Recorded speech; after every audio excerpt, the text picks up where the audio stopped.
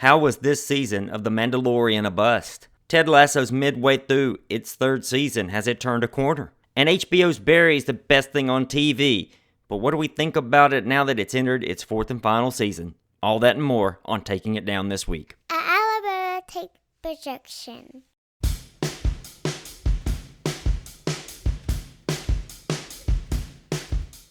Hey, welcome to Taking It Down, the TV and movie podcast produced by the Alabama Take. I'm Blaine Duncan, editor-in-chief of the Alabama Take and one of the hosts for the show. Taking It Down's here because I thoroughly enjoy dissecting why I like what I like and why I dislike what I dislike when it comes to TV, movies, even books and music. I have an English degree and a side hustle as an English teacher, so I'll try my best to offer insight that you can use in conversation with others or with us. Luckily, my ideas aren't the only set of viewpoints on the podcast each week, because with me every week are these three. Adam Morrow, who's an erudite traveling and studio musician with a penchant for fine literature. Donovan Ronwald, a media specialist with encyclopedic knowledge on film and more. Plus, Natalie Morrow, the first person to ask about fantasy, sci-fi, comics, trashy reality TV, and Beyonce's music. From us, you'll get the obvious and the obscure. We're here for the TV and film obsessed who are too busy for anything more than the show or movie itself. We'll give the outside of Hollywood analysis with zero Southern stereotype. Nope, no Southern stereotypes here. Here are our people. Donovan is coming in live from Connecticut, so do you even have Southern roots anymore? How can you even ask that, Blaine? I care deeply about the Alabama football team. There you go. Born and raised in Northport, Alabama. Also joining us is Natalie Morrow. Hello, Natalie. Hello, I'm back. After a couple weeks. Yeah, like a month. Yeah, because we all had a week off. Mm-hmm. We had Easter and then we had a week off last week. Yeah. No Adam this week. He's traveling in Norway. I am so sick of getting absolutely gorgeous photos from him. Sick of it. Adam's on the road somewhere in Europe with Lee Baines and the Glory Fires. Their social media pictures are just displays in hedonism, so go look at the fun they're having. Should they change their name to the Glory Fighters, though? Fighters? Yeah. I don't know. They're pretty peaceful dudes.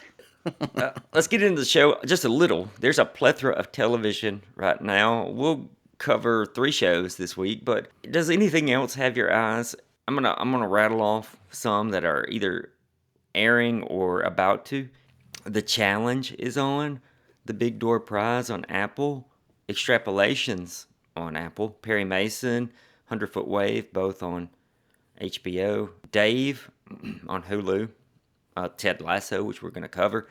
And then there's like a couple that are Somebody Somewhere is going to air the day that we're recording. I mean, you just spin the wheel and take your pick.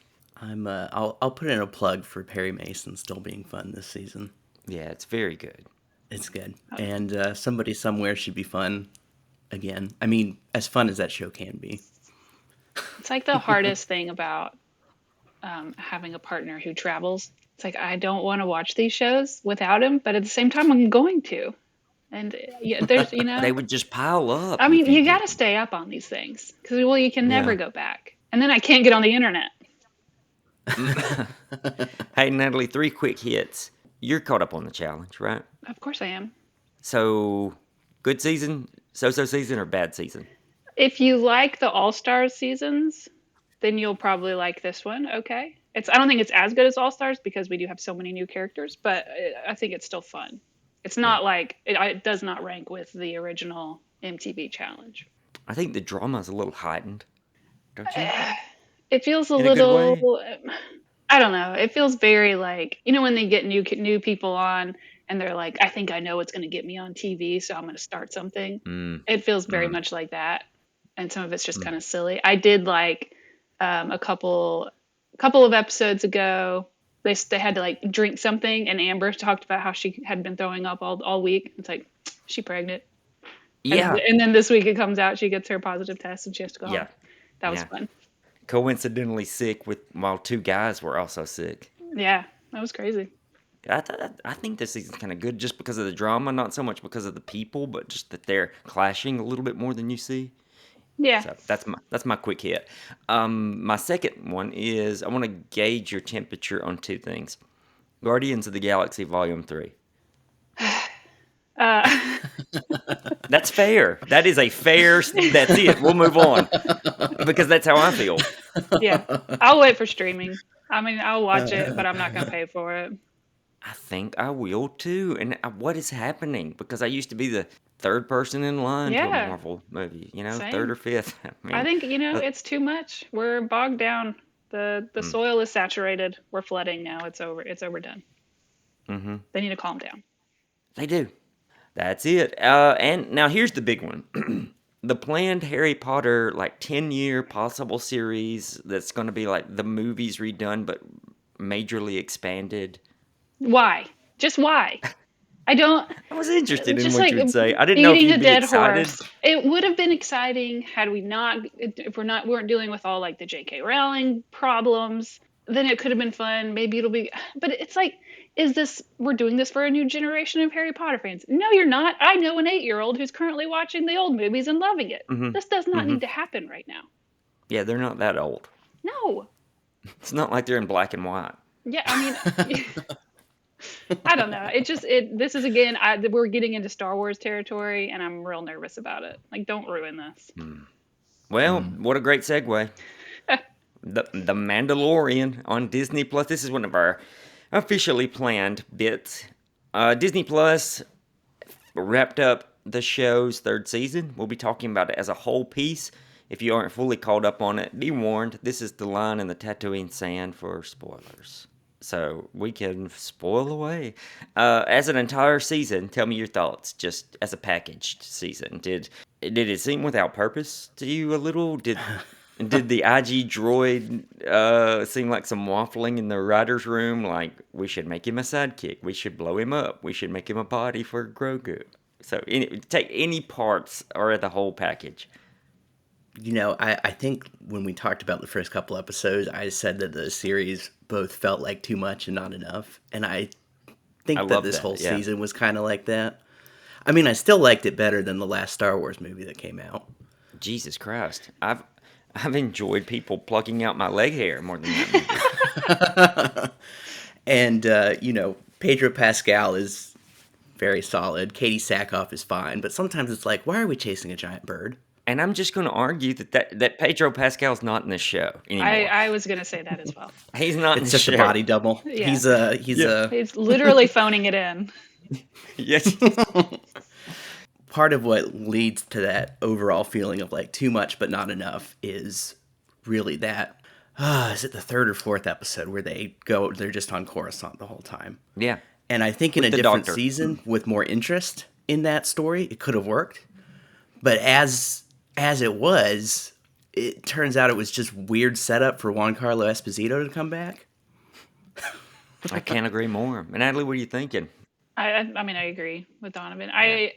As somebody who likes those way too detailed off the topic episodes, for it to just get wrapped up in what was it, the last episode or maybe the one before that with just a sentence.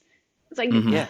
Yep. This was, it was aimless. It wasn't that fun, to be honest. I mean, some parts were, but Grogu was pointless until it's fine, but it's not. Also. He can stop people from fighting now. Well, I guess he can't anymore because they had no idea. Like Blaine said, they had no idea what to do with that IG droid. They gave it to him, then they blew it up. Yeah. Then they gave it back. They gave Grogu Weird. a voice, took it away. Still don't know how they're going to put a Mandalorian helmet on that kid. Just, I don't know. He got a yes or no voice. That was it. I think that his character is so wasted. If you want to even call him a character, I don't think you can even call him a character. I bet Natalie would nod along to that. I don't know. He provides a device for Din to be a protagonist in very easy terms, but do you not find yourself questioning up until the last two episodes, why didn't he use the Force to help Din then? Right. It's he's got to hit his quota of other people dying, and then he'll help. Come on. And the mother figure, who's now Bo-Katan, I guess, now that mommy and daddy are in trouble. I'll do something. It's just really weird. Maybe he's just a little bastard. Well, I get that impression. He's a little bit of a turd. How old is he? Like 70 or 80, and he still has a baby voice? He's like 90-something, Wouldn't you just be pissed all the time? When's he going to lose the baby eyes? I don't know. Yoda had normal-ish eyes. It's the eyes that bother me. Super annoying. I'm tired. I'm just tired of the baby talk, whatever you call that. 100%. Last 2 episodes of the season proved, I think to me, everything besides what's going on with Mando and the Mandalorians is what's interesting. Kind of, yeah. And they're just not interested in it at all. I mean, you talked about Esposito. His dialogue was laughably bad as Moff Gideon, but everything he was doing, I was like, ooh, tell me more. Like he was meeting with these hologram people who are supposedly going to try to pick up the remnants of the Empire and build what turns into what happens in The Force Awakens, maybe. And I'm just thinking, ooh, do that. Go there. Yeah. I want to hear about this. Tell me more about the Shadow Council. Where's Grand Admiral Thrawn and all this? You're throwing his name around. What's going on with him? And damn, anybody who's anybody knows that name, even me who's never really dived into those books. I read one when I was like 8 years old, and it had him in it. I don't remember it, but everybody knows the name just from the internet and stuff. So when his name's dropped, you're thinking, oh yeah, let's show him. What's that going to be like? And then we get a interlude where the Mandalorians are on a land sailing ship, and isn't that fun? That was so stupid. I hated that moment when that started. I had to rewind. Like, did I miss something? What is happening? This is complaining about two things that Star Wars complaining about having a tenuous connection to logic. That almost seems not fair. But it's like they went over 1 million times about how the planet's surface got glassed. And you're telling me there are folks that are just able to live here? A small band, I guess. I was even okay with that. I want to know what... I think her name's Elia. She's supposedly the reconstituted or they've done the work with her. And she's supposedly with the New Republic, but she's also has those ties to Moff Gideon. We see her briefly. What was she wanting from that doctor? And Natalie mentioned talking about dropping that storyline or trying to wrap it in a sentence. It wasn't even fully wrapped for me. Or maybe I missed something. It's not 100% clear why he had to be out of the picture. They never really. I totally agree with you. Her motivation seems really murky. Maybe because he knows about the cloning and they don't want anybody to find out. I don't know. When will the Grand Admiral appear? And my biggest question, I think, is why wasn't he in the sequels? Why wasn't he in The Force Awakens other than J.J. Abrams being a horrible storyteller? As I said, that's the answer. That's the answer, but he can start a story well. He's a great visual artist, but he doesn't know how to tell a story. He doesn't know how to do resolution or denouement at all. One of the guys in the hologram room was Domhnall Gleeson's brother, and is playing a character who's supposedly the father of Domhnall Gleeson's character in Force Awakens. And I thought it was supposed to be his brother in the... What do I know? Oh, maybe it is. Brother or father. He's a relative. I thought that was cool in the Easter egg kind of way, which is, it is what it is. It's fine. The finale itself of The Mandalorian and the final scenes, I'm talking specifically those final 2 or 3 scenes, I don't know that they accomplished anything than a reset. Did we not all consider Grogu Din Djarin's kid anyway?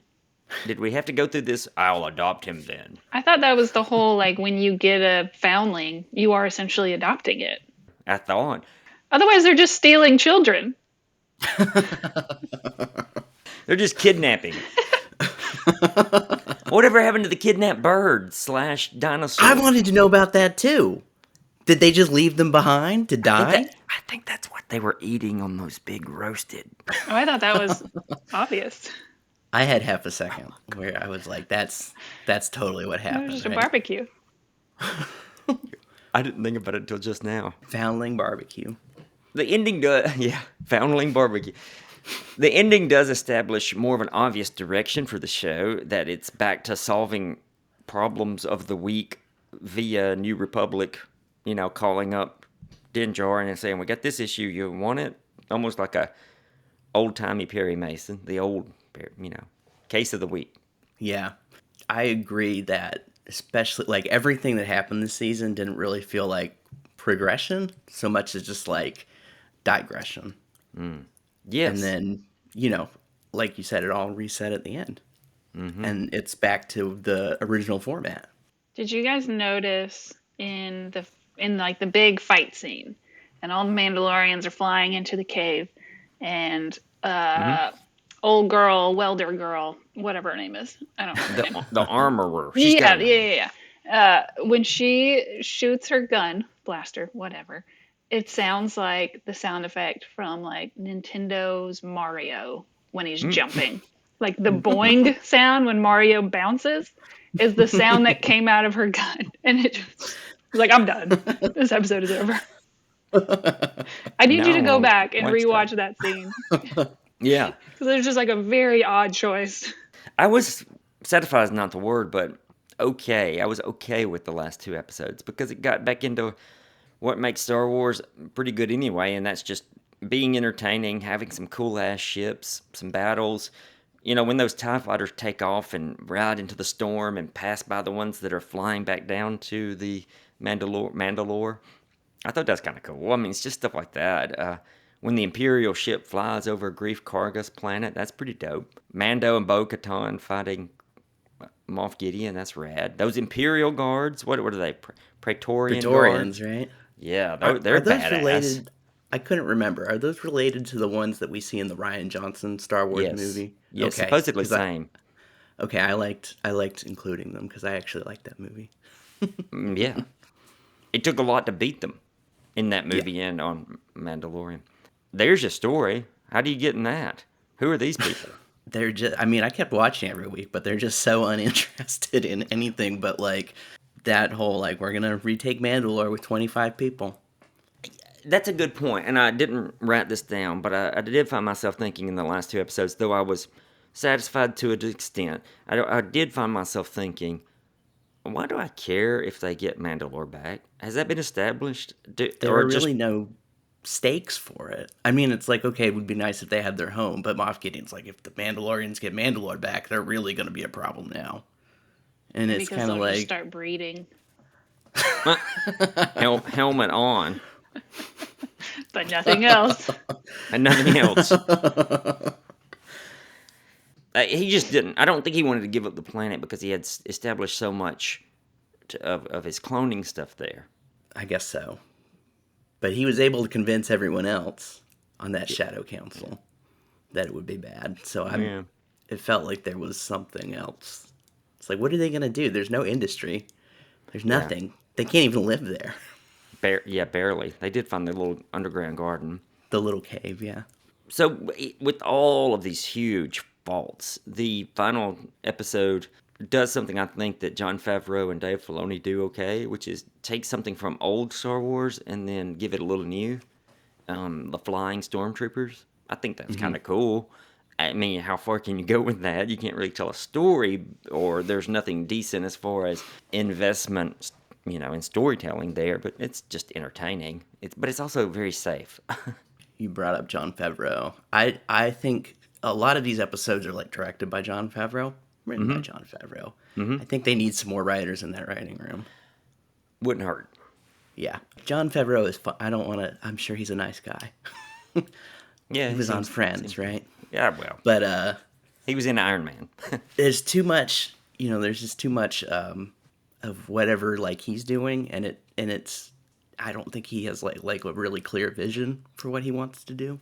No, there's no clear vision. I would argue that it changes every couple of weeks. I think the IG droid might be a symbol of that, but there are other signs. The Doctor story on Coruscant, it was great, fascinating. I leaned into the TV there, but then that was it. It almost like they got in the writer's room and said, let's try what Andor did, but only for one episode.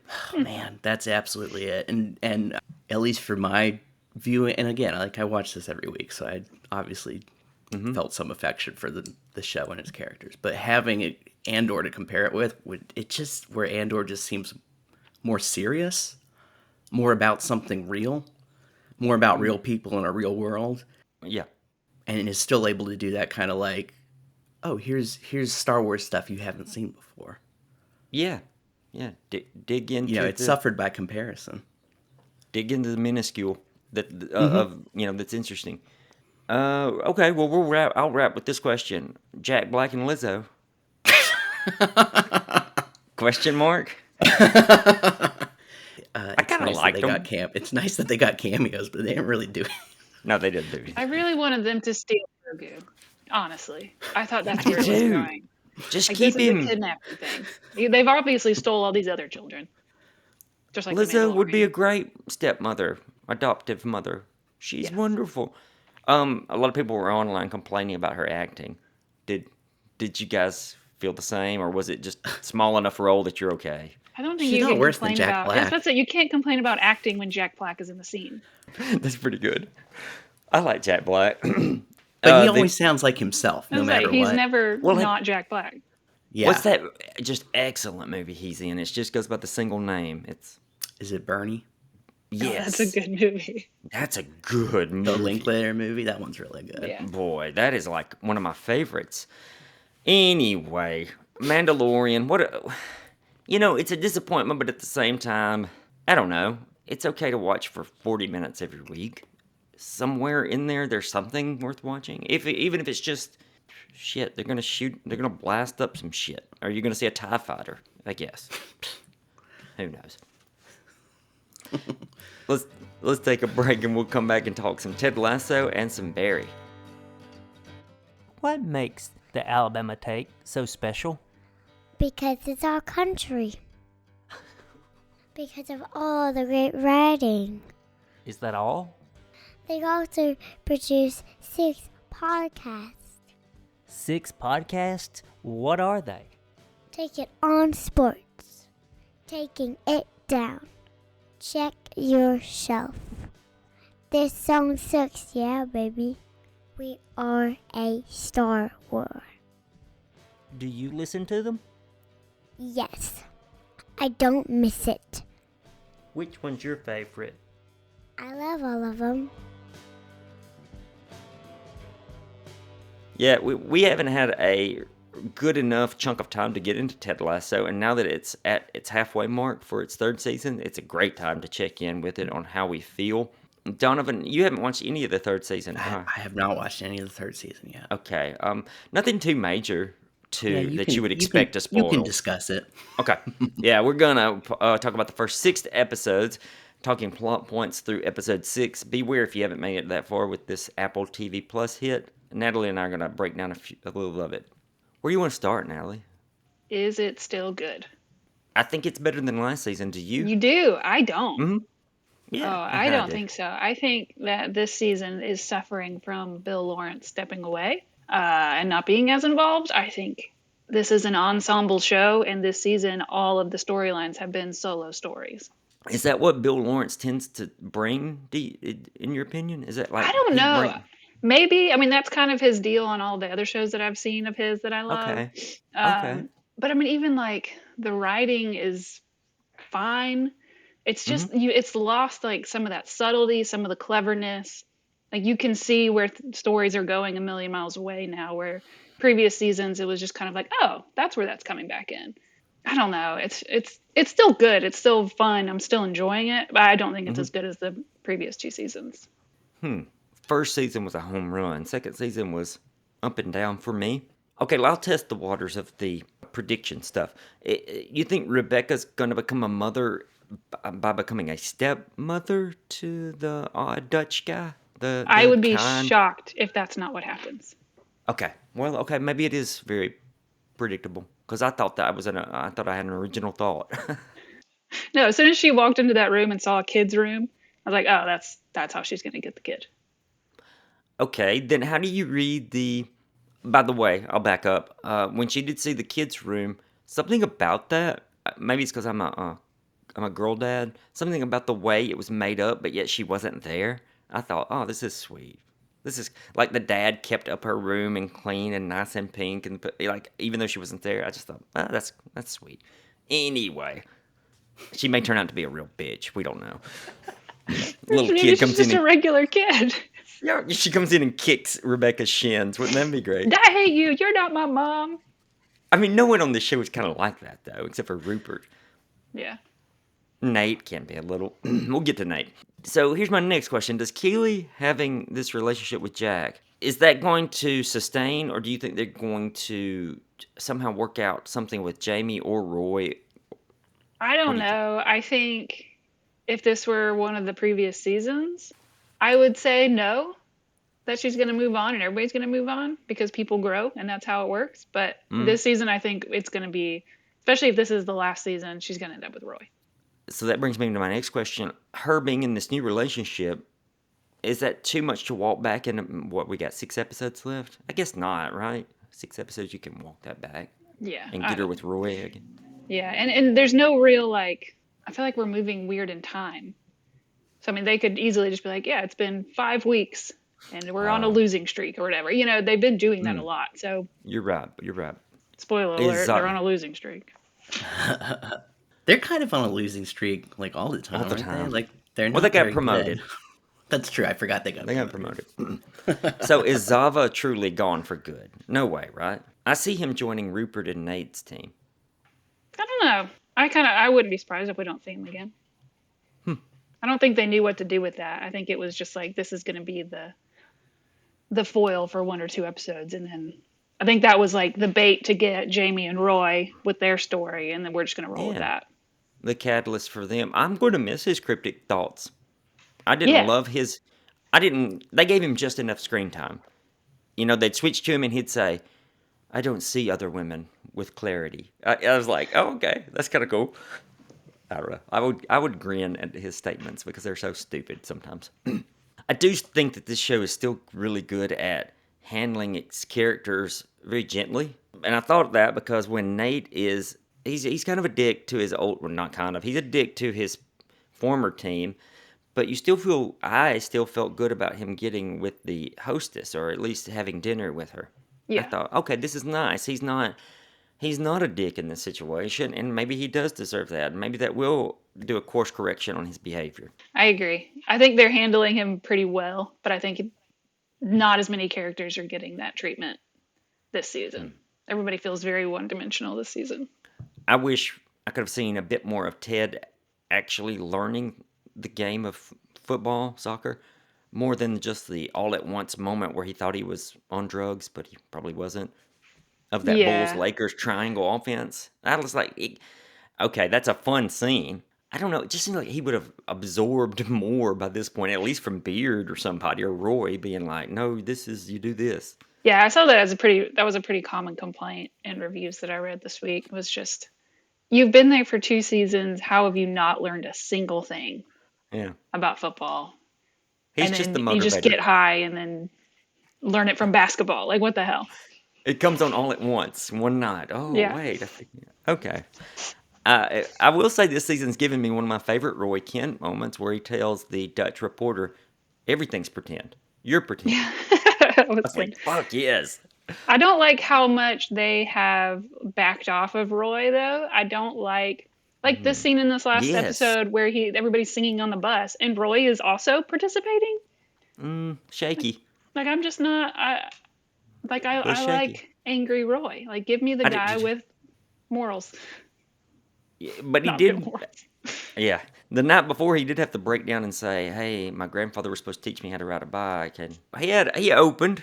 So maybe he would sing the next morning. I don't know. But they've been doing that all season, I think. They've calmed him down too much. That's a fair complaint. I'm a fan of this season. I'd grade a little higher than season 2.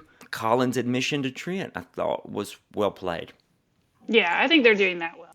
About being closeted and gay and how that feels like bifurcated living. I thought that was, wow, that's melancholic and deep. Yeah. Ted having to send his kid back home in the opening scene, back to the Midwest on a plane alone. I found that to be... What was your sad thought when he got the call about the bullying issue? What did you think in that very moment? Like when he had him on the phone and he was asking him, he already knew that he was the bully? No, like when he got the text or whatever saying that there's been a bullying issue at school. I immediately knew because of the way the season is going, the kid's the bully. That's going to be the flip. Oh, I didn't think about it because it went immediately into Roy's response of burning down houses and shit. I was like, damn. I would love to. Oh, beating with the rope. It was beating with the rope. Yeah. So that there doesn't leave as much marks. I love that. I thought the Amsterdam episode really helped it be. Maybe that gives my rating a little higher than season 2. Not the Amsterdam season alone, but I think that helped. I think this last episode, the Amsterdam episode, was the strongest episode this season so far. Mm-hmm. And it gives me hope. Maybe we're going to turn it around, and the rest of the season's going to be great. But I think that might be the case. Got Roy and Jamie paired off, Trent and Colin, Rebecca and the Stranger, Ted with his thoughts, or Ted and Van Gogh, if you wish. Yeah, we'll check back in with Ted Lasso. If nothing else, we'll bring up Ted Lasso at the end of the season, if not before. We'll see how things work out. We'll use this as a little gear shift into Barry. HBO used the old release 2 episodes at once with the 4th and final season of Barry. This is the Hitman series that stars Bill Hader. That's the Hitman, and is written and created by Hader and Alec Berg. They're doing amazing work. This final season has Hader directing all 8 episodes. I'll probably bring that up a lot because it's going to be, I think, an impressive feat just based off the 2. If you aren't fully caught up on the first 2 episodes of the 4th and final season, just save this segment until then. By the time our episode releases on Tuesday, there will have been, I guess, 1 or 2 episodes out again. I don't know if they'll go back to the 1. Donovan, do you know? I think they're doing 1 a week, but I'm not sure. Odd of HBO to do the 2 episode thing. I guess it's just the trend. I appreciated it. Yeah, I did too. I was glad to have 2 episodes where I could have just had 1. Well, that's our starting point. It made it flow a little better. Yeah, I didn't think that first episode was as great as other episodes of Barry. It had a lot of setup in it, and I think a lot of setup for episode 2. Like, most of the moments that I think of that stood out are from episode 2, although I did the bit where, I think it's in episode 1, where he tells the guard tells him, you're not a bad guy. Mm. And that Barry turns just on a dime. kind of loses his mind. Yeah. I think that was a really good thesis statement, maybe for the series. It's so weird how this show has to try to make you dislike Barry, or at least dislike his actions, because Bill Hader's playing him. Yeah. He's kind of playing, now that Barry, I think I pulled this from this is not an original thought, I think I pulled it from the Rolling Stone review. Okay. But they are like, now that he's more in touch with his feelings, it's scarier than ever before. Like, when he was just play acting at being a human, he was not as scary as he is now that he's kind of more fully himself. Now he's terrifying. Yeah. But it's still kind of funny because, Fuchs comes in to take care of him, and Fuchs says, I was going to turn you into the FBI. I had a deal all made out. And then 5 minutes later, Barry goes and gets the deal. That was one of the comedic highlights was when Fuchs is turning his back on the FBI, and the FBI agent goes, "You were in a friend fight before this started." It's so absurd how they... it's great. How they film that, too. What the fuck is this small room they're in? Is that a real thing in prison, or is that just Hader trying to go for absurd? It feels like a little red roomy, right? Like you're outside of the normal bounds of the show. Soundproof kind of room? Something like that. And then you get, maybe for the first time, these flashbacks to Barry as a child where Fuchs meets him. I think that's for the first time. I don't remember Barry... They're really in touch with his past like that. He's flashback to the war. He's flashback to some other things. They're really drilling down for Fuchs to be the dad. Mm-hmm. Fuchs is my dad. Doing this to Fuchs, or Fuchs turning on Barry, would be just detrimental. I don't think Barry survives the season. Just no way, right? He's going away for a very long time, if nothing else, right? But yeah. Do we think, does anyone survive this? Maybe NoHo Hank. I think NoHo Hank does. Gosh, every time I can't say NoHo Hank without smiling. What an actor Anthony Carrigan is. Although I'm not sure how it's going to cross over with the main story, I have been enjoying NoHo Hank and Cristobal. Mm-hmm. Like renting a house together, trying to corner the market on sand. Yeah, going to Dave and Buster's to broker peace between the different gangs. Just wonderful comedic acting when the lady says, "Yeah, we're running out of sand. We don't have enough sand." And Kerrigan looks out the back window and is like, "You don't have sand here in Santa Fe?" Okay. So yeah, they're trying to cook up a scheme to bring in sand, but they also decided to move back to Los Angeles because NoHo Hanks made the decision, we got to kill Barry. Yeah. And that is huge because NoHo Hank has been his one trusted ride or die since usually he did 2. Try and kill him that one time. Well, come on. With the sniper, he had the other guy shooting the sniper rifle into his apartment. We've all tried to kill Barry at one point. You want to touch on Sally any? She's really interesting because, and in like kind of a dark way. Very. She's been through so much. Her stance is, and that her takeaway is, I'm the victim too. Yeah. Which is true in some ways, but also is, she's done some not very nice things and maybe sold her soul a little bit, and she doesn't want to own any of that. And she's still obviously not over Barry. So there's weird, scary dynamic going on there. She doesn't want to own any of it. Well played when she says, and well written when she gets the call from her friend. She says, "Have you heard about Barry?" And Sally demands, I wasn't there. I wasn't with him. Yeah. I wasn't with him. And then they tell the exact moment. She's like, "Oh, wait, I was with him." Man, what a show. And then, of course, we have Mr. Cousineau doing the one-man stage play for the I just reporter. Love Henry Winkler. And he's a treasure. If part of this show is maybe part of this show is you can't help being what you are. I like that. I don't know if so. Really... Cousineau is playing it perfectly because instead of just sitting down and telling the journalist, he can't stop being a goofy bad actor. And that terrible bad actor wants the attention. Wants the Henry Winkler doing a Bill Hader impression is really funny. Yes, it was so good. Henry Winkler's character in Arrested Development. Tell me, gosh, why am I... Barry Zuckercorn. Barry? Zuckercorn. Yeah, it's Barry, but it's Zuckercorn's the name I couldn't come up with. Man, he has had a great career. Henry Winkler, what a career. He's had a very strange career. Zuckercorn, and now on this, one of the better shows of the last 5 or 6 years, Barry. And one of the standout roles, too, really, I think. Right. No, he goes from just being a joke of an acting teacher to something deeper. Yeah, Bill Hader, the character of Sally and the character of Mr. Cousineau are the top 3. That's your. I'm assuming they are even billed that way. What a show, man! I was so happy for it to be back on the air. We've got so much TV we could talk about, but this is a real treat. If you haven't watched Barry, it's only 3 seasons. They last about 8 episodes. Yeah, and they're tight 30-minute episodes. A real tight 30, yeah.